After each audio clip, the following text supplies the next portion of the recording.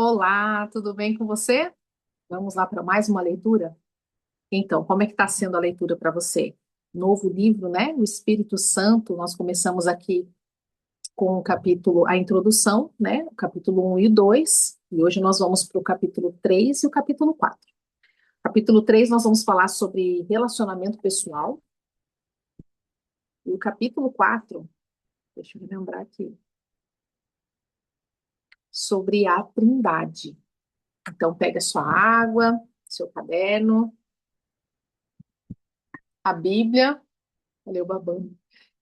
E, e ore, né, ao Senhor para que Ele possa te dar a revelação disso tudo que nós estamos aprendendo juntas aqui. Deixa eu partilhar então as páginas do livro. Só um minutinho. Espírito Santo, capítulos 3 e 4. Espero que vocês estejam vendo bem, estejam me ouvindo bem, porque continuo sem o fone, meu fone quebrou, parou de funcionar. Mas eu acredito que esteja saindo bem para vocês aí, né? Então vamos lá, vamos continuar aqui. Esse livro vai ser bem pequeno a nossa leitura, então possivelmente terão poucos vídeos aqui de gravação, né? Poucas gravações. Então nós temos aí talvez mais dois vídeos, e aí nós já encerramos este livro. Vamos lá, relacionamento pessoal. Para que o nosso entendimento seja mais claro nos próximos temas desse livro, precisamos ter convicção de que o Espírito Santo é uma pessoa. Muitas vezes ficamos confusos em alguns assuntos da Bíblia, pois queremos limitar a mente de Deus à nossa forma de pensar. Ou seja, queremos entender tudo de forma cognitiva e esquecemos que o sobrenatural nunca vai deixar de ser sobrenatural para que a gente entenda. Afinal de contas, quem conheceu a mente do Senhor? Quando pensamos na pessoa do Espírito Santo, muitas vezes temos dificuldade de entender isso, pois traçamos em nossa mente que o Espírito é um ser humano. E aí a gente pira em ter que entender que outro ser humano vive dentro de nós. Só que não existe nenhuma evidência que o Espírito Santo é um ser humano e que tenha um corpo semelhante ao nosso. O Espírito Santo é uma pessoa. Usamos a Bíblia para comprovar que ele tem uma personalidade e tem atitudes correspondentes à de uma pessoa. Como vimos, ele tem vontades, tem sentimentos, ele fala, guia e ensina, etc. Então, como é que está sendo para você a imagem aí da tua mente? Lembra que nos outros capítulos nós falamos, por exemplo, que nós geralmente temos uma imagem de Deus. Quando pensamos em Deus, vem uma imagem na nossa mente. Quando pensamos em Jesus, também vem uma imagem de uma pessoa na mente. Mas quando pensamos no Espírito Santo, geralmente é um símbolo, uma pomba, uma força, uma, né? Então, como é que está sendo para você agora essa imagem? Tem mudado? Tem mudado algo já com esses dois capítulos que nós lemos? Mas por que o Espírito Santo se manifesta como uma pessoa? Vimos no início deste livro que a manifestação comum da Trindade é a personalidade. O Pai se manifesta como uma pessoa, Jesus se manifesta como uma pessoa, logo, o Espírito Santo, que compartilha da mesma essência e natureza divina, também se manifesta como uma pessoa. Uma vez que o Espírito Santo seria Deus habitando em nós, muito mais sentido, faz muito mais sentido acreditar que ele é uma pessoa. Imagine ter que desenvolver um relacionamento com uma pomba, vento ou fogo. Seria muito mais complexo, ou até mesmo impossível aos nossos olhos. Não é verdade? Quando a gente tem esse símbolo, como manter o relacionamento, né? Por isso que a nossa mente precisa mudar nesse sentido também. Partindo do princípio de que Deus é um ser relacional, se manifestar como uma pessoa torna a nossa caminhada possível e, ao mesmo tempo, aumenta a nossa responsabilidade em corresponder e crescer neste relacionamento com Ele. Deus sempre dá o primeiro passo. Ao longo da história bíblica, nós vemos o Deus poderoso sempre dando o primeiro passo. Deu o primeiro passo de criar o homem para desfrutar de sua glória, de criar um ambiente completamente perfeito para que ele pudesse viver bem, que foi o Éden. E até mesmo quando esse homem saiu do propósito eterno, e peca, desobedecendo uma ordem expressa de Deus, o próprio Deus, que nunca é pego de surpresa, já tem um plano perfeito para consertar aquilo que o homem fez. Olha aqui, o primeiro pecado, né, que entrou na terra, a desobediência. Debaixo deste pecado estão todos os outros pecados. Desobediência. E aí fica a pergunta, né? O quanto nós estamos desobedecendo? A quem nós estamos desobedecendo? Quais são as autoridades instituídas por Deus que nós estamos desobedecendo? As perguntas enriquecem, né? Então vamos fazer essas perguntas para nós mesmos. Pensar que Deus sempre dá o primeiro passo é realmente maravilhoso. Porém, precisamos ter equilíbrio para não irmos ao extremo de pensar que Deus faz tudo e nós não precisamos fazer nada. De fato, tudo que vivemos da parte de Deus tem origem nele. E tem origem nele. É ele quem dá o primeiro passo. Ele que abre o caminho. Ele que coloca em nós o desejo de buscá-lo. Mas o fato de a primazia ser dele não tira de nós a responsabilidade de corresponder. Ou seja, fazer a nossa parte. É muito importante termos uma base, um plano de fundo para entendermos de forma estrutural o que aconteceu com o homem a partir do pecado e depois da intervenção de Cristo na história. A gente tem que criar uma estrutura, né, na nossa mente. Esses livros todos que nós estamos lendo aqui desde novembro do ano passado, estão todos aqui já no canal do YouTube, você pode buscar pelas playlists, já está formando esse alicerce, essa estrutura na nossa mente, no nosso coração. Antes do pecado, Adão e Eva eram um ser perfeito, espírito, alma e corpo, em total comunhão com Deus, sem restrições. Com o pecado e a morte, se estabeleceu no homem, a princípio, a morte espiritual e no processo até a morte física. Naquele ambiente de desobediência, tá lá qual, né? Deus proferiu sua solução que restauraria a comunhão por meio da semente da mulher, que seria o próprio Cristo. Na eternidade, o cordeiro já tinha sido morto. Isso está em Apocalipse 13:8. Mas quando o tempo de Deus se uniu ao tempo do homem e Cristo encarnou, aplicando o plano de salvação da humanidade, ele estabeleceu uma condição para que o homem retornasse ao tempo da comunhão. E essa condição se encontra na passagem que ele fala com Nicodemos. É necessário nascer de novo, morrer com Cristo e ressuscitar com ele. Ou seja, a nossa nova carne, a nossa velha carne, a nossa velha pessoa, a nossa forma de viver, isso tudo tem que morrer, né? Isso é condição. Existe condição na aliança de Deus. Nós aprendemos isso na aliança de sangue também. Isso está em João 3:3. Assim como Nicodemos, não conseguimos compreender as palavras de Jesus. Para muitos não faz sentido.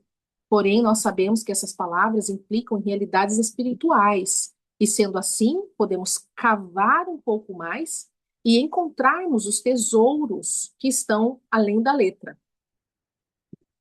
Como resultado desta busca, existem detalhes na palavra de Jesus que tornam esse entendimento mais fácil de ser compreendido.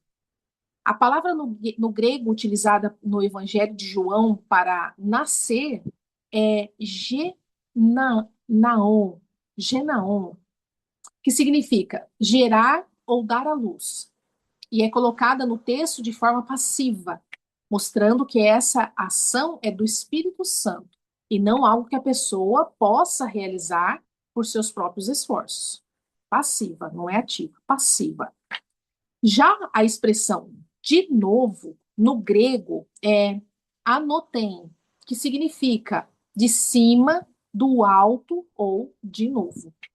Ambos significados neste contexto fazem sentido. O novo nascimento é de Deus, dos céus, porque é um ato soberano do Espírito Santo, mas também é um segundo nascimento. sinal do começo de uma nova vida para o convertido, diferente da antiga vida. O novo nascimento é a obra de Deus, entretanto, temos uma responsabilidade de andarmos à altura deste novo nascimento. Talvez você esteja se perguntando o porquê de trazer essa explicação acerca do novo nascimento e o que ela tem a ver com o relacionamento pessoal. Lembra do nosso título, né? Relacionamento pessoal. Com certeza, tudo.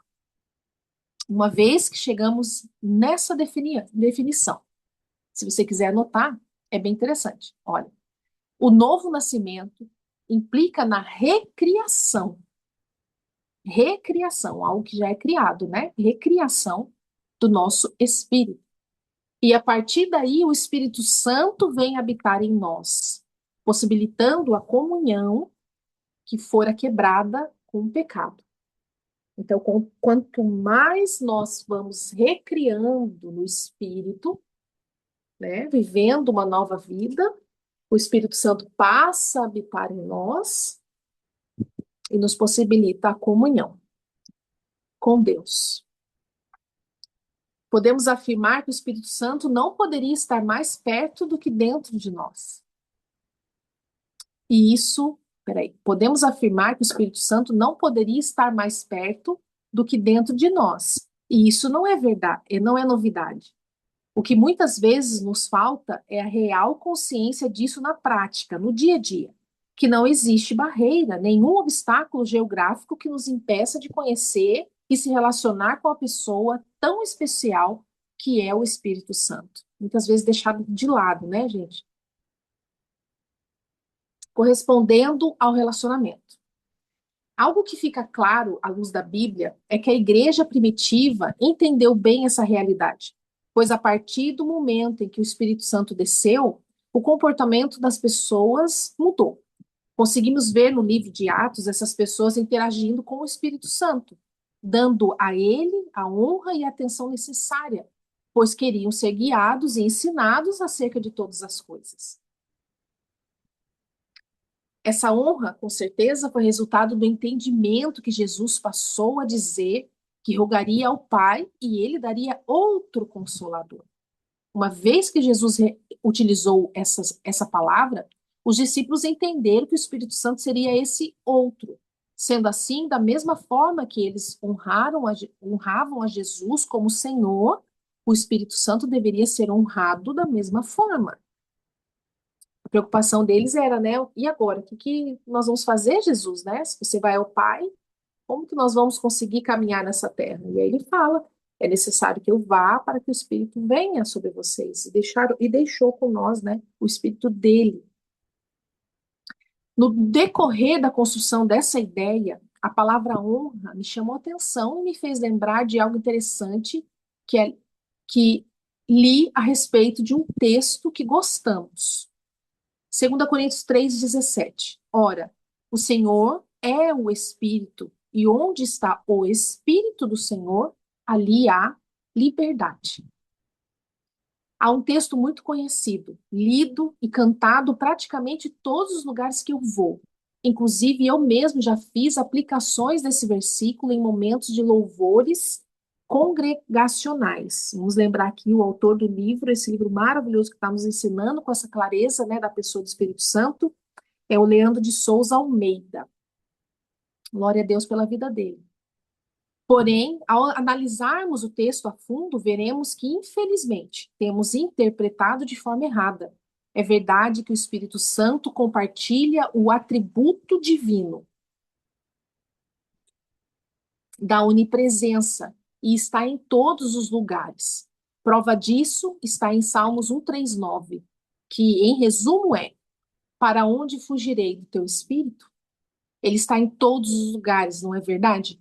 Entretanto, se voltarmos para o versículo de Coríntios, uma pergunta fica no ar: existe liberdade em todos os lugares? Olhando a palavra utilizada pelo apóstolo Paulo para Senhor, no texto de Coríntios, a palavra no original é Kyrios, que significa suprema autoridade. Pense bem, qual é a postura correta que devemos ter diante de uma autoridade suprema?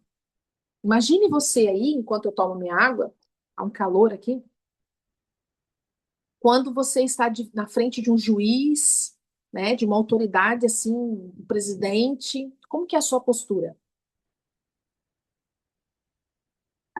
Honra, respeito e reverência, certo? Olhando a partir dessa perspectiva, o sentido do versículo é ampliado. Podemos parar de dizer e cantar que em todos os lugares há liberdade e faremos uma ressalva importante que é: onde o Espírito Santo é honrado como Senhor, ali haverá liberdade. Olha quantas vezes nós negligenciamos honrarmos a presença de Deus que vive dentro de nós, né? O Espírito do Senhor Jesus que vive dentro de nós, por não termos conhecimento. A palavra de Deus diz: o meu povo peca por falta de conhecimento. Possamos ter conhecimento e revelação, que é o principal, porque senão são palavras vazias, que não nos servem para nada.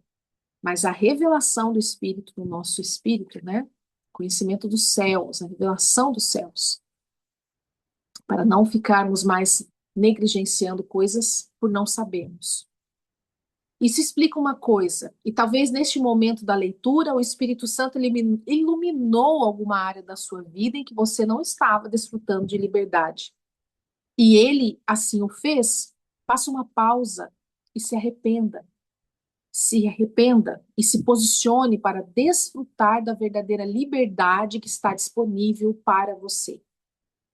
Ah, Espírito Santo, ó Deus, nós nos arrependemos neste momento por não tomarmos totalmente a consciência da tua pessoa. A honra que nós deveríamos estar, prestar a ti, Espírito Santo, como uma pessoa dentro de nós, aquele que nos ensina, aquele que nos guia, que nos consola, que nos dá liberdade em todos os lugares, mas que nós não tínhamos total conhecimento. Nós nos arrependemos por isso, nós pedimos o teu perdão e recebemos o teu perdão, Senhor Jesus. Amém. Obrigada, Pai. Para que vivamos à altura do que fomos chamados para viver, precisamos da cooperação do Espírito Santo. E para que esse relacionamento cresça em maturidade, maturidade espiritual, né? Precisamos honrar o Espírito Santo como Senhor. Imagina, nós temos um Senhor, o Senhor, não é um Senhor, o Senhor, e ele vive dentro de nós, né? O que que nós estamos fazendo no nosso dia? Falando com ele ou dormindo sem falar com ele? Ao sermos alargados no entendimento de que o Espírito Santo é uma pessoa, a nossa forma de nos relacionar com ele será muito mais prazerosa e intensa, e com certeza de uma maneira mais responsável. Nós começamos a viver pelo Espírito, né? Pois não falaremos mais uma coisa me disse, mas uma voz me falou. O Espírito Santo é mais que uma voz, mais que uma impressão ou uma coisa. Ele é uma pessoa que quer se relacionar conosco em intimidade. Glória a Deus. Uma relação só cresce em intimidade quando existe disponibilidade de ambas as partes. Como ter uma amizade quando só um fala? Não dá, né? Quando um só diz como está, seria um monólogo. E muitas pessoas vivem com dificuldades com o Espírito Santo, pois não entende que ele ouve, fala, tem sentimentos, vontades e etc. O Espírito Santo nos oferece comunhão. Ele está disposto a ser conhecido, como já vimos. Ele fez a parte dele. Nós é que precisamos corresponder com o que ele fez. Ah, Espírito Santo, que possamos estar à altura de corresponder contigo, Pai. Obrigada, Senhor. O Espírito Santo é a sua voz. Sabemos que o Espírito Santo é Deus e pela sua vontade e poder pode se revelar de formas variadas. seja por experiência natural ou extraordinária. Entretanto, uma das maneiras de termos comunhão com o Espírito Santo hoje é ouvindo a sua voz. Sim, o Espírito Santo tem uma voz. É verdade que algumas pessoas esperam que ele venha apenas no furacão, no fogo ou em um vento sobrenatural. Só que muitas vezes ele fala na bonança, para nos lembrar que precisamos silenciar muitas outras vozes para conseguirmos ouvi-lo com clareza. Teve um livro, bem no começo que eu estava gravando, e eu me lembrei aqui de uma aula que eu tive no primeiro ano do Carisma. Eu não vou lembrar o nome do professor agora, olha que pena. Se eu lembrar, eu falo para vocês. E ele estava dando um exemplo de enquanto nós estamos numa cachoeira e está de dia, todo mundo conversando, e nós não conseguimos prestar muito atenção no barulho da cachoeira, das águas, né? E aí imagina que você vai acampar nessa cachoeira. Aí à noite, tudo muito silencioso, assim em vozes, né? Você está ali na sua barraca, você pode perceber que o barulho das águas parece que aumenta, mas que na verdade ela continua no mesmo tom. Porém, a sua voz, a sua mente, ela silenciou. E a voz do Senhor é como de muitas águas, né? Então, o Espírito Santo, ele não precisa aumentar a voz para falar conosco. É a nossa mente que precisa silenciar as vozes para que possamos ouvi-lo e prestar atenção. Por isso que ele fala muito durante a madrugada, onde a nossa mente está calma, onde o ambiente está calmo. Eu achei muito bonito essa parte que o professor trouxe. Rafael, lembrei, professor Rafael. É verdade que algumas pessoas esperam que ele venha apenas como furacão, nós já lemos isso. Uma vez que ele habita em nós, na parte mais profunda do homem, que é o espírito, lidamos com alguns obstáculos que podem nos impedir e nos atrapalhar de ouvirmos a voz do Espírito Santo. Vamos ver lá alguns obstáculos. Quando damos atenção às coisas internas. Falar de coisas internas volta os nossos olhos para dentro. E algo que nós precisamos entender é que a nossa alma também tem uma voz. Como vimos, após o pecado, nossa alma assumiu um controle. O ser humano se tornou emocionalmente instável, sendo guiado por seus sentimentos. Por isso, no processo de salvação e santificação, vemos a necessidade de renová-la. O apóstolo Paulo escreve aos Romanos dizendo: transformai-vos pela renovação do vosso entendimento.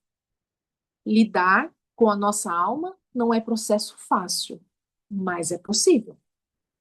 Não podemos entrar no extremo de dizer que somos seres espirituais, que devemos anular completamente nossa alma, pois isso não é possível.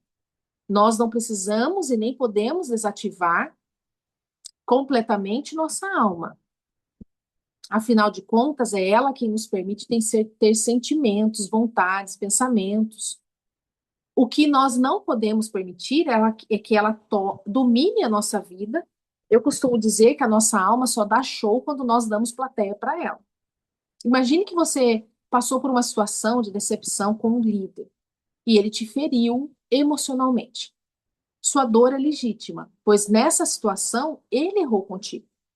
Se você insistir em alimentar a sua dor e não se expor a Deus para liberar o perdão, pelo contrário, massagear a sua alma, o seu ego na ferida, e ao chegar no seu quarto para orar, você se depara com uma canção que diz: quem chora para Deus tem resposta, porque Deus não suporta ver a lágrima de um crente e não agir. O que você vai fazer? Com certeza vai chorar, achando que Deus vai te responder porque você chorou. Só que isso é um sinal claro de que a sua alma estará no controle dessa situação. É claro que eu não estou dizendo que não devemos chorar perante Deus. Me entenda. Nós devemos levar para o Senhor todas as coisas, mostrar a nossa humanidade e Deus não vai se escandalizar com isso. Ele é especialista em lidar com as nossas crises, afinal de contas, nos criou. Mas achar que Deus vai se mover pelas nossas lágrimas é dizer que Deus se move pelo nosso drama, quando na verdade o que move o coração de Deus é a obediência e a fé. Anotem isso. Se nós entendemos que o primeiro pecado e debaixo de dele está todos os outros, que é a desobediência, e o que move o coração de Deus é o oposto, é a obediência, mas também a fé, nós estamos aí de um ponto de partida muito, muito verdadeiro, né? Debaixo da palavra de Deus, né? Toda a nossa vida baseada nisso se torna muito propício para bênçãos e bênçãos e bênçãos na nossa vida, não é? Muita clareza. O problema é que muitas vezes damos tanta ênfase à nossa alma que começamos a não dar ouvidos ao Espírito. E nessa falta de direção e convencimento, acumulamos desobediências, ao ponto de ficarmos surdos espiritualmente. Uma vez ouvi um pastor, amigo, dizer uma frase que nunca mais esqueci. Ele disse: o acúmulo de desobediência gera surdez espiritual. Podem anotar, se vocês acharem relevante. Eu achei muito relevante. O acúmulo de desobediência gera surdez espiritual. E aí você também pode se questionar. Se eu não estou ouvindo a voz do Espírito Santo há um tempo, será em que área, né? Será que eu estou em desobediência? Em que área eu estou desobediente, né? Em que eu estou acumulando essa desobediência? Não é o Espírito Santo que parou de falar, nós é que paramos de ouvir. A partir dessa surdez, faremos orações estranhas. Deus, me perdoe pelos pecados que eu cometi inconscientemente. Isso seria possível? Uma vez que o Espírito nos convence de todo o pecado? Isto é um sinal claro de que a alma está no controle.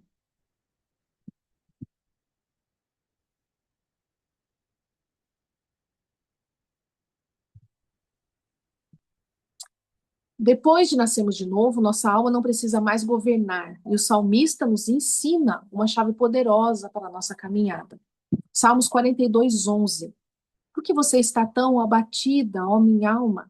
Por que está tão triste? Espere em Deus. Ainda voltarei a louvá-lo, meu Salvador e meu Deus. Diante das situações em que a alma sente, não somos guiados por ela, pelo contrário, nós é quem damos uma direção para ela. Alma, espere em Deus. Sendo assim, quando damos atenção demais aos nossos medos, vontades, desejos, preocupações, deixamos de ouvir a voz do Espírito com clareza.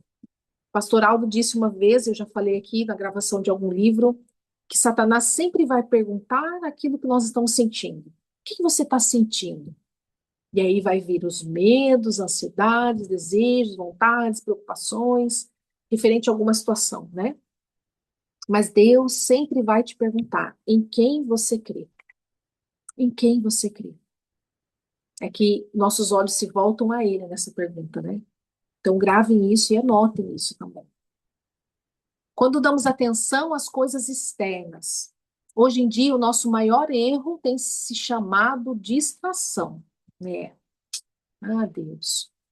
Em geral, começamos nossa carreira com tanta excelência em direção de Deus, focados naquilo que recebemos e ouvimos dele, até que seja despertado em nós algum interesse em algo, como, por exemplo, posição ministerial, títulos e tantas coisas que se levantam para nos fazer sair da direção.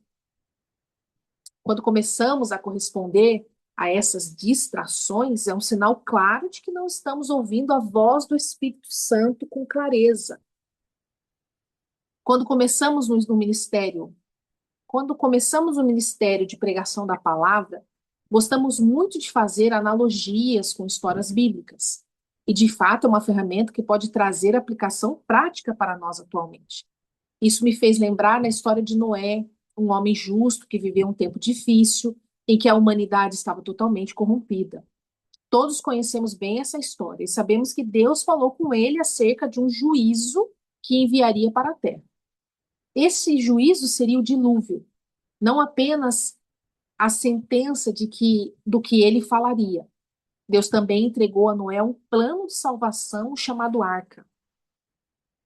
No dia em que Deus falou com Noé, até a primeira gota de chuva cair sobre a terra, foi um prazo de aproximadamente 120 anos. Olha, no segundo capítulo eu tive essa dúvida, né? Se eram 40 ou era 100. Não era nenhum nem outro. Era 120. Que bom, olha, tá aqui a resposta. O que me fez pensar sobre a diligência de Noé em obedecer à palavra do Senhor, mesmo sendo incompreendido pelas pessoas do seu tempo. Certamente ele ficou anos juntando madeira, anos cortando madeira e mais. Sem o ofício de um construtor naval, pois a Bíblia não diz que ele morava no litoral construindo barcos. Entretanto, um detalhe que chama minha atenção é que o dilúvio chegou e a arca estava pronta, exatamente como Deus ordenou, em todas as medidas, né?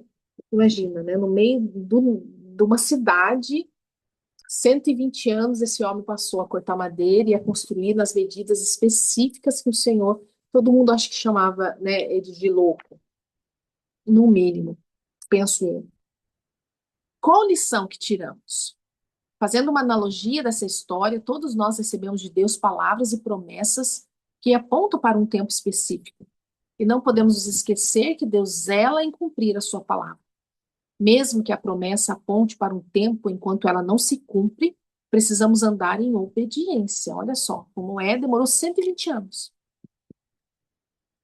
Em obediência, diligentes com a palavra que recebemos, para quando o nosso dilúvio chegar, nossa arca esteja pronta para vivermos salvação. Se neste tempo de espera a distração tomar conta do nosso coração, o dilúvio vai chegar a nós e seremos encontrados em falta. Eu tenho o hábito de anotar as palavras que o Senhor me envia. Quando eu não anoto, eu também falo para o meu marido. O André, ele tem uma mente muito boa para guardar todas as coisas, muitas coisas, muitas coisas. Ele tem muito boa memória. E o mês passado, em abril, o Senhor me enviou uma palavra. Ele me deu em visão mesmo, sabe? E foi um pouco desesperador, porque diz respeito à minha família. E eu meio que fiquei com medo, né? Porque dizia a respeito de passar uma pessoa, que para mim é muito importante, por uma forja, né? É como se precisasse passar pelo ferro. Como fala, moldar um ferro no fogo. Então não seria fácil. Mas Deus me falou que era para eu me preparar, porque a alma dele, o Senhor não vai perder. E que não seria fácil, e que eu precisaria ter pessoas junto comigo, né? Como que fala, intercedendo, orando, guerreando, né? A guerra espiritual mesmo, não contra pessoas. Nossa guerra não é contra pessoas, mas contra principados e potestades. E, e este mês começou. Então, por um momento eu acabei me esquecendo assim naquele momento, mas daí o meu marido veio e me lembrou. E eu falei, sim, começou, meu amor.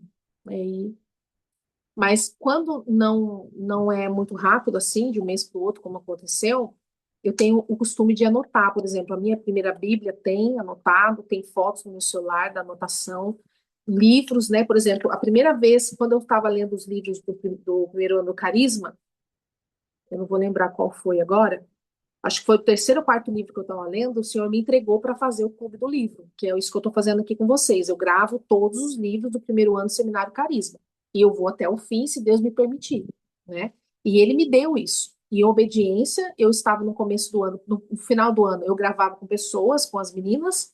Aí depois elas começaram a ter compromissos, não puderam estar aqui, então eu comecei a gravar sozinha. E aí eu entrava aqui no link, né? Ninguém entrava e eu ficava gravando sozinha, falando sozinha na minha cabeça, né? E aí ficava sempre aquela dúvida: por que que eu tô fazendo isso? O que que eu tô fazendo aqui? Eu não tenho intenção de ganhar seguidores no YouTube, eu não tenho intenção de ganhar seguidores no Instagram. Qual é a intenção? Aí o Senhor me falava: obedeça, obedeça, obedeça.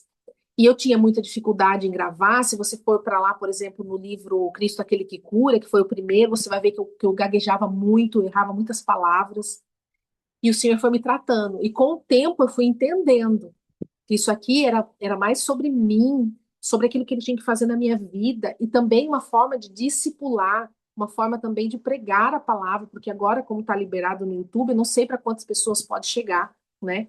Uma forma, talvez, até das minhas filhas, meus netos poderiam assistir, porque isso ficou gravado, a não ser que seja tirado, né, por alguém, né, nas plataformas, mas e agora, lendo os livros da segunda vez, o Senhor tem me falado, Ele tem me entregado aos poucos, e eu estou aqui em obediência.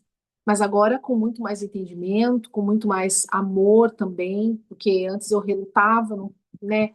Não, mas eu tinha dado minha palavra, falei, não, vou fazer, vou gravar, então eu vou persistir. E eu sou uma pessoa que sou persistente, entendeu? Eu combino uma coisa, eu cumpro, procuro chegar no horário. Se eu falo, eu vou.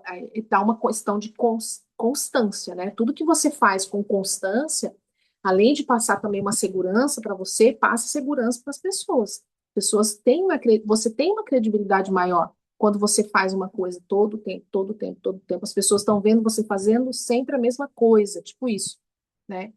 Eu acredito que passa essa credibilidade, a confiança. O meu trabalho é baseado nisso, né? Para quem não conhece aqui, eu sou terapeuta familiar, eu atendo famílias inteiras, porém em sessões divididas, separadas. Atendo online, meu Instagram é Juliane Fonseca Integrar, se você quiser dar uma olhada, me enviar mensagem por lá também. Lá também tem meu WhatsApp. E aí eu acredito que esse ponto de questão de constância passa essa credibilidade também, né? E o que diz respeito também ao meu trabalho.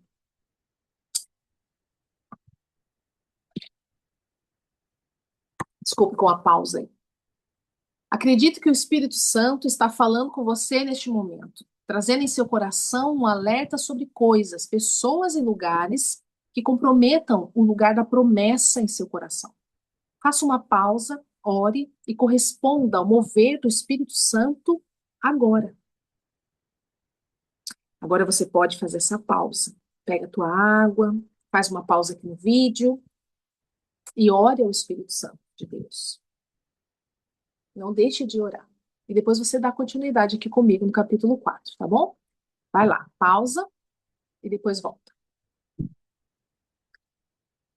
Você que já chegou neste ponto do livro, capítulo 4, agora a Trindade. Você que já chegou nesse ponto do livro deve estar entendendo a construção do que estamos fazendo aqui. O Espírito Santo é uma pessoa que deseja se relacionar conosco. Mas ele é qualquer pessoa? Não. Por isso, veremos agora que a Bíblia nos fala sobre a sua divindade. Por isso, precisamos entender um pouco desta doutrina tão maravilhosa. A doutrina da Trindade, olha lá. A Trindade é uma doutrina. É muito importante para a fé cristã. Nós vamos iniciar agora, amanhã, no dia dessa gravação, é dia 31 de maio. E nós vamos iniciar amanhã um estudo de um manual, Manual da Teologia Sistemática. Deixa eu ver se eu consigo ver o nome do autor aqui, que às vezes eu não consigo pronunciar, né, gente? Vocês sabem que é Wayne Grudem. Eu tenho dois manual dele, que é entregue pela faculdade de teologia que eu faço, a ITEPA, eu sempre falo aqui. Esse daqui ele tem 527 páginas, mas eu tenho outro, para quem faz a faculdade de teologia, ele é mais profundo e mais detalhado, com 2.000 páginas. Porém, nós vamos estudar este daqui. E nós vamos começar agora, né? Se Deus permitir, todas as segundas. Nós temos já um grupo aqui de 8 mulheres, e nós vamos estudar juntos. Então, como vai acontecer, eu não sei. Nós vamos começar amanhã o primeiro capítulo daquele livro, falando sobre a inerrância da palavra de Deus. Quer ver, ó, deixa eu ver se eu não estou falando errado aqui. Nós vamos estudar amanhã, vamos ler sobre a introdução à teologia sistemática, vamos ler juntos, cada um vai fazer um comentário, vamos ler, abrir sempre com a Bíblia na mão, né? E depois nós vamos para a primeira parte, a doutrina da palavra de Deus, a autoridade e a inerrância da Bíblia, né? As pessoas têm muita Muita curiosidade, por exemplo, sempre pode perguntar, quem está começando na fé, como que eu posso ter certeza de que a Bíblia ela é a palavra de Deus? Então, essa teologia sistemática, o manual, ele começa com essas explicações. Então, eu estou bem ansiosa para começar, uma ansiedade boa aqui, né? Para começar esse estudo amanhã. Se você quer fazer parte, não sei qual dia que você está vendo essa gravação, é só mandar uma mensagem para mim, tá bom? Agora, não vão ser aulas não vão ser encontros gravados. Então, se você entrar e talvez já está no decorrente do livro, você pode entrar porque são temas isolados. Então, nós vamos ler sobre isso, daí o outro vai ser um outro tema. Então, acho que vai ser bem legal. Fica o convite. A doutrina da Trindade é muito importante para a fé cristã. Diz muito sobre quem Deus é e como se relaciona conosco. Contudo, é muito difícil entendermos da forma cognitiva como Deus pode ser um ser três. Não, pode ser um e ser três ao mesmo tempo.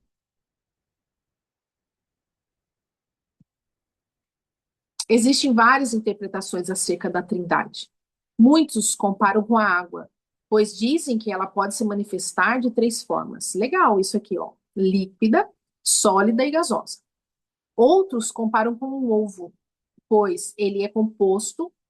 Eu falei ovo, gente. Muitos se comparam com o ovo, pois ele é composto por casca, gema e clara. Legal, nunca tinha ouvido isso. Nem na outra vez que eu li esse livro, não tinha reparado. E muitos outros exemplos, inclusive inusitados, que eu tenho ouvido ao longo desses anos, ensinando sobre o Espírito Santo. Porém, devemos ter cuidado dos exemplos, pois a maioria deles tem falhas. Realmente, esse não é um tema na teologia que a gente consegue aprender rapidamente, pois envolve um processo de desconstrução? Desconstrução. Esse livro aqui, esse manual da teologia sistemática, ele vai falar sobre a pessoa do Espírito Santo também, da Trindade, já é no na segunda parte. Visto que ao longo da nossa caminhada, provavelmente ouvimos ensinamentos equivocados, baseados em interpretações limitadas e experiências pessoais, fazendo com que a construção do nosso entendimento acerca dessa doutrina ficasse comprometida. Mas o fato é que podemos abrir nosso coração com a ajuda do Espírito Santo e buscarmos das Escrituras o que podemos afirmar acerca de Deus. Vamos juntos pensar sobre essa doutrina? Para começar, a palavra trindade não é encontrada na Bíblia. Você sabia disso? Trindade não é encontrada na Bíblia. Embora a ideia representada pela palavra seja ensinada em muitos trechos. Trindade significa triunidade ou três em unidade.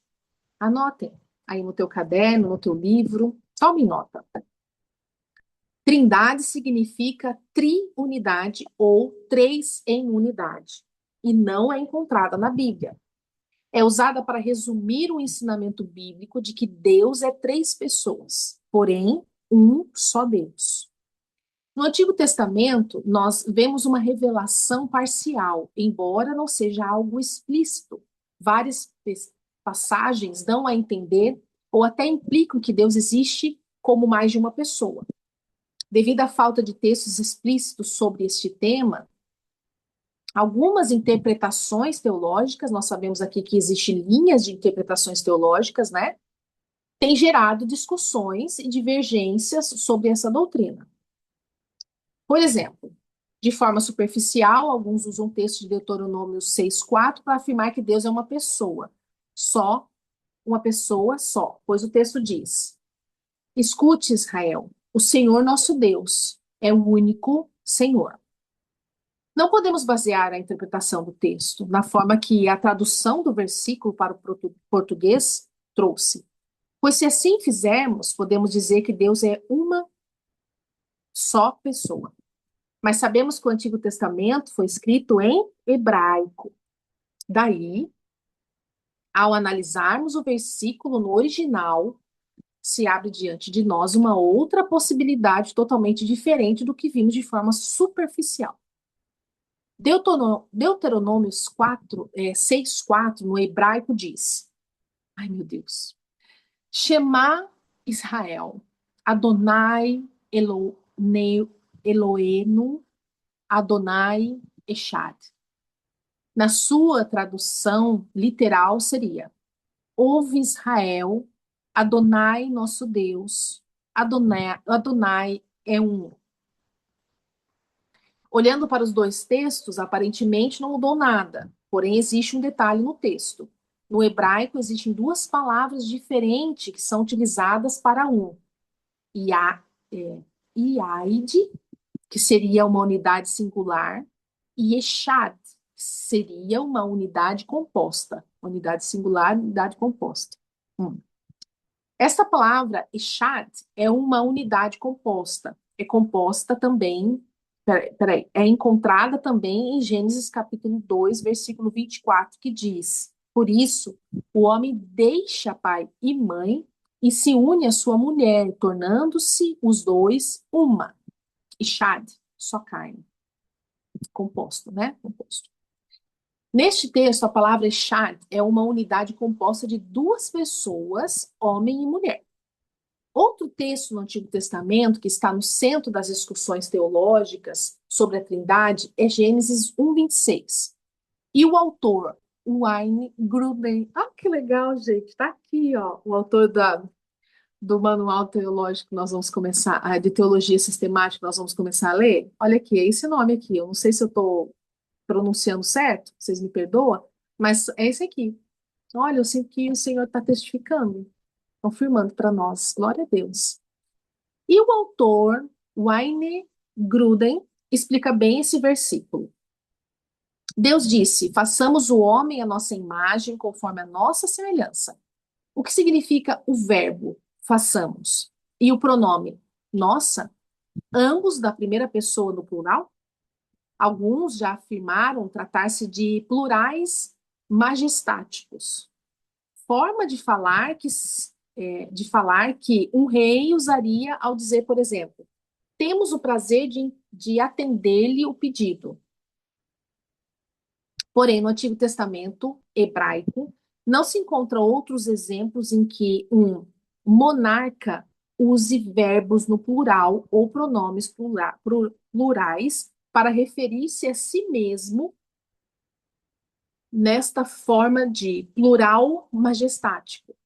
Porém, essa sugestão não tem evidências que a sustentem. Outra sugestão é que Deus esteja aqui falando com anjos, mas os anjos não participam da criação do homem, nem foi o homem criado à imagem e semelhança de anjos. Por isso, a sugestão não é convincente. Aí ele já está aqui eliminando, né, essa sugestão. A melhor explicação é que já nos primeiros capítulos de Gênesis temos uma indicação da pluralidade de pessoas do próprio Deus. Não sabemos quantas são as pessoas e nada temos que se aproxime de uma doutrina completa da Trindade. Mas implica-se que há mais de uma pessoa. O mesmo se pode dizer de Gênesis 3:22. Eis que o homem se tornou como um de nós, conhecedor do bem e do mal. Gênesis 11:7. Vinde, desçamos e confundamos ali a sua linguagem. Isaías 6:8. A quem enviarei e a quem há de ir por nós? Reparem as combinações no singular e no plural da mesma oração na última passagem. A revelação fica mais completa acerca da Trindade a partir do Novo Testamento. Ao entrar na história, a vinda de Jesus era de se esperar que esse acontecimento viria acompanhado de ensinamentos mais explícitos da natureza trinitária de Deus. Pai, Filho e Espírito são a mesma pessoa.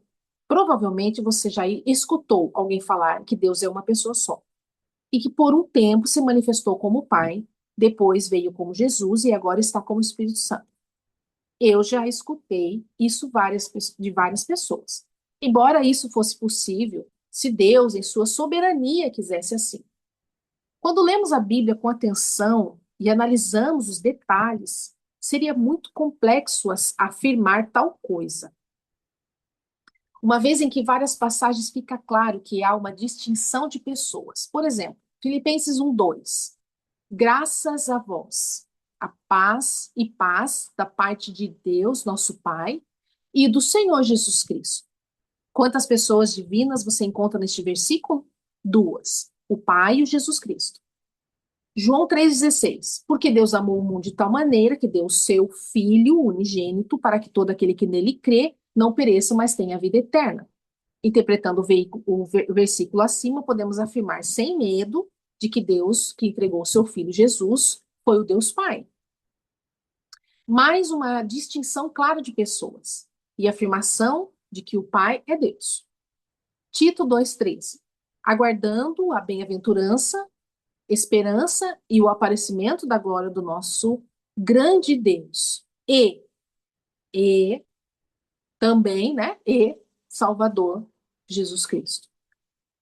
O versículo de Tito deixa claro que Jesus é o grande Deus e Salvador. Logo, o Filho também é Deus. Entender que o Pai, Jesus e o Espírito Santo são pessoas diferentes torna a nossa compreensão do ministério terreno de Jesus mais intencional. Uma vez que em diversos textos das Escrituras, Jesus diz: eu faço o que eu vejo meu Pai fazer. E no outro episódio ele diz: a minha comida é fazer a vontade do meu Pai. Não seria possível compreender essas falas de Jesus se ele e o Pai fossem a mesma pessoa. E como explicar o batismo de Jesus? Ao ser batizado, o Pai fala do céu: este é meu filho amado, a quem tenho prazer. E logo em seguida, o Espírito Santo desce em forma de pomba. Três manifestações e três personalidades numa mesma situação. Falando de Espírito Santo, podemos afirmar que ele é Deus, por isso fica claro no texto a seguir. Pois isso fica claro no texto a seguir. Atos 5, do 3 ao 4. Disse então Pedro: Ananias, por que encheu Satanás o teu coração? Para que mentisses ao Espírito Santo retivesses partes do preço do terreno, enquanto o possuías, não era teu? E vendido não estava a preço do teu poder? Como, pois, formastes esse desígnio no teu coração? Não mentiste aos homens, mas a Deus. E a distinção que o próprio Jesus faz acerca do Espírito Santo no Evangelho de João, João 14:26. Mas o ajudador, o Espírito Santo, a quem o Pai enviará em meu nome, este vos ensinará todas as coisas. E vos fará lembrar de tudo que eu vos tenho dito. Glória a Deus. Mergulhando um pouco mais nas Escrituras, com intencionalidade, a fé, né, intencional. Fica claro para nós que o Pai é Deus, Jesus é Deus e o Espírito Santo é Deus. Pois Deus não é uma pessoa, Deus é uma natureza ou uma essência. A natureza divina foi dividida em três partes. A Trindade não significa que Deus foi repartido em três partes. Cada uma dessas três partes é 100% Deus. Ou seja, o ser de cada uma das pessoas da Trindade é um ser de Deus. Como é possível chegar nessa conclusão e ter uma base bíblica para isso? O apóstolo Paulo está escrevendo uma carta para a igreja em Colossos. E no capítulo 2, ele está falando sobre a divindade de Cristo e a sua obra redentora. Especificamente no versículo 9, ele diz, Colossenses 2:9. Porque nele, aí tem um grifo do autor, Cristo, habita corporalmente toda a plenitude da divindade.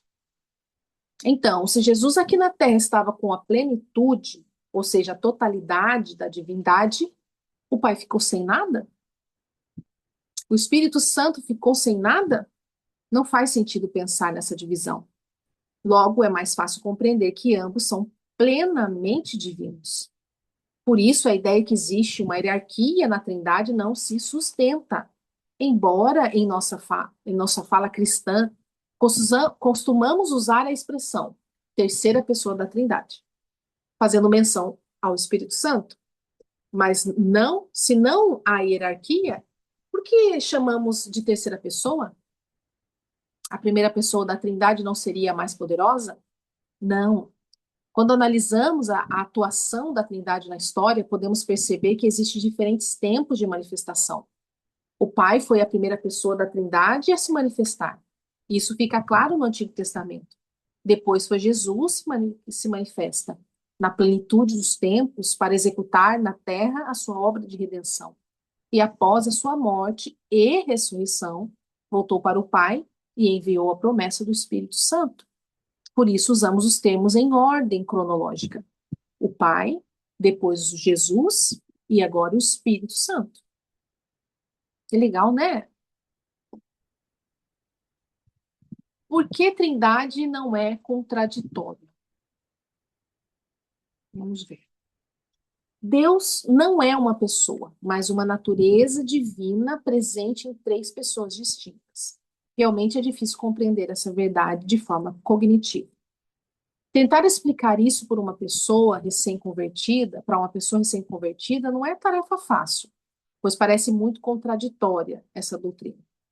Deixa-me te dar um exemplo para que isso fique mais claro. Eu posso dizer que sou extrovertido, mas introspectivo. Parece muito contraditório, mas é aparente. Estou falando em sentidos diferentes. Sou extrovertido em um aspecto, mas introspectivo em outro. Isso é a aparente contradição em relação à Trindade. Quando ponderamos a distinção de aspectos, eu estou lendo mais devagar porque eu também estou compreendendo aqui, fazendo download aqui. Quando ponderamos a distinção de aspectos, fica mais fácil compreender. Distinção dos aspectos. Fica mais fácil compreender. Deus é um em essência, um aspecto. Pode anotar aí no teu caderninho. Deus, essência. E três em personalidade, outro aspecto. Deus é um em essência. Como que nós podemos colocar aí no caderno? Deus, uma bola em volta dele. E escrever assim, essência. E aí a gente coloca três personalidades. Outro aspecto. Estou desenhando na minha cabeça aqui. E agora eu oro para quem? Ai, meu Deus, eu já fiz essa pergunta. Ai, meu Deus, será que é certo orar só para Deus, ou para Jesus, ou para o Espírito Santo? Vamos lá, vamos ler isso. Provavelmente você pensou nisso. Agora que entendeu a distinção de pessoas da Trindade, não é verdade? Sim, para mim é. Mas não se preocupe. O fato de serem três pessoas não significa que somos politeístas e que adoramos vários deuses. Politeísta é exatamente isso aqui, ó, adorar vários deuses. Monoteísta, um Deus só. Definitivamente não, pois nossa adoração não está centrada em pessoas divinas, mas na essência divina verdadeira. Por que verdadeira? Porque sabemos que inúmeras religiões politeístas que adoram a milhões de deuses, sol, lua, animais. Nós, cristãos, somos monoteístas, pois adoramos ao o único Deus. Não adoramos a um Deus, nós adoramos o único Deus. Isso é a essência. Embora a Trindade se manifeste como três pessoas, ela não age de forma independente. Isso torna os princípios de Deus ainda mais belos. Imagine que o Pai, Jesus e o Espírito Santo compartilham do mesmo poder e, mesmo assim, nenhum tenta passar por cima do outro. Mas vemos cada um cumprindo o seu papel para que o propósito eterno se cumpra. E pensando nessa distinção de funções, é interessante mencionar a oração. Para quem oramos então? Ao longo de toda a Bíblia, vemos que Deus Pai é o gerador do propósito e é aquele que dá sentido, o sacerdote e cabeça. Vemos que Jesus, o Filho, torna o propósito possível. Ele é o verbo que chama à existência as coisas que não existem, o caminho que leva a humanidade de volta para Deus. E o Espírito Santo é o executivo, quem coloca em prática este propósito. Tendo essas funções estabelecidas, Jesus nos ensina como orar. Eu faria uma pausa aqui agora e anotaria, desde o ao longo de toda a Bíblia, até Jesus nos ensina a orar. Está muito bonita essa definição. Está muito lindo.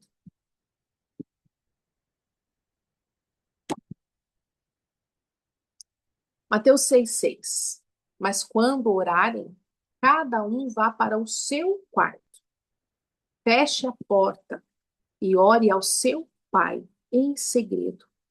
Então, seu pai, que observa em segredo, os recompensará. Mateus 6,9. Portanto, ore da seguinte forma: Pai nosso, que estás nos céus, no céu, santificado seja o teu nome. Então, a nossa oração cumpre o seu propósito quando chega ao coração do nosso Pai. Porém, é verdade que o que valida a nossa oração não são as palavras bonitas que usamos, ou o tempo em que vestimos nela, mas o nome de Jesus e a sua obra de redenção é o que nos permite chegar a Deus, não é verdade? E o Espírito Santo? Romanos 8,26 diz assim: E o Espírito Santo nos ajuda com nossa fraqueza, pois não sabemos orar segundo a vontade de Deus, mas o próprio Espírito intercede por nós. Aqui o Espírito Santo, né? Tá com letra maiúscula para quem não está olhando para cá. Com gemidos que não podem ser expressos em palavras. O Espírito Santo é o intercessor e traduz para Deus as nossas orações. É o único intercessor que existe. Isso não é maravilhoso? Acredito que você agora entende que todas as vezes que nos levantarmos em oração e adoração, a Trindade está envolvida. Por isso, não se preocupe a quem orar, só ore. O Espírito Santo é Deus. O objetivo de trazer um pouco dessa doutrina neste livro é para que você nunca mais pense que o Espírito Santo é um espírito qualquer, ou agora que entende sua personalidade, achar que ele é qualquer pessoa. Ele é Deus. Isso gera em nós temor e nos traz intencionalidade ao buscarmos crescer neste relacionamento. O relacionamento com o Espírito Santo. Glória a Deus. Aleluia. Muito bom, Pai. Muito obrigada, né? Estava bem aqui em cima, porque eu estou lendo da tela. E agora, no próximo vídeo, nós vamos ler do capítulo 5, a obra do Espírito Santo e o homem, e o capítulo 6, o Espírito Santo no Antigo Testamento. E daí nós ficamos só com um capítulo para terminar. Ó, né? Vamos ver.